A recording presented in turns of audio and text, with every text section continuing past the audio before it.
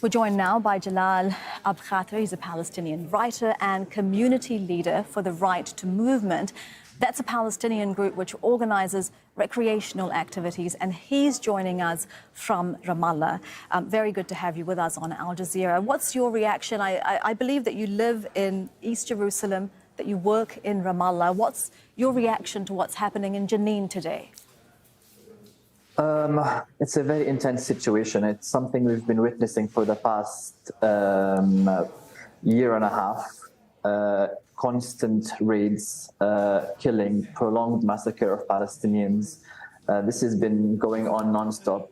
Only last year, we lost Shireen Abu Aqle while she was covering one of those really intense raids that were happening inside Jenin refugee camp. We all know when those raids occur, lots of civilians are getting shot at, are targeted, they fear for their lives. Today, again, we witnessed journalists were targeted deliberately by Israeli fire. There's a lot of Israeli insistence that medical crews cannot access the injured people, they cannot evacuate injured people, and they target journalists deliberately to not show the world what is going on in Jenin. Jenin has a very symbolic value for being resisting the occupation in the occupied West Bank. Israel has been wanting to crush this symbolic value for the past 2 years. There's been a lot of public pressure from the Israeli electorate generally to act on Jenin, and basically they're asking for blood. And this latest operation of this morning is literally to satisfy the settlers of the West Bank, the ones who are committing the pogroms and attacking Palestinian villagers and building illegal outposts with full support and backing by the Israeli government. They've been constantly at this for the past year since this right-wing settler government has taken over, and they are not getting stopped. The Palestinians have no protection, and they're only seeking more blood. Mm-hmm. This is what's happening now, is just to satisfy this electorate, this settler state. And you've spoken about the importance of Jenin. It has been the most targeted Palestinian area recently. But tell us about the situation for all Palestinians living under daily surveillance, which is something that you've written about. Certainly, the system of oppression that we're living under is not only in Jenin or in the West Bank or in Jerusalem. This is something that we Palestinians face wholly across the land between the river and the sea.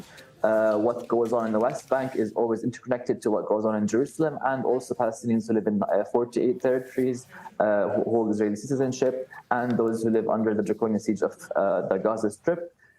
In Jerusalem, the situation of occupation and violence and constant demolitions, and there's a layer of surveillance and constantly watching the Palestinians. There are no civil liberties, there are no right to protest, to oppose the system of oppression that we're facing.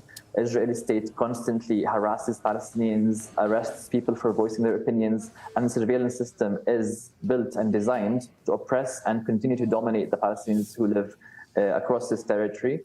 It's not separate or fragmented struggle, what's happening in Jenin, what's happening in Jerusalem. It's all connected. What goes on in Jenin is completely connected and 100% has to do with what goes on in Jerusalem.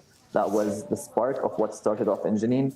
So today, we in Jerusalem feel this, intense emotions because we are one people under attack, either us being beaten up, surveilled, killed, homes demolished in Jerusalem, or in Jenin being slaughtered, as we are.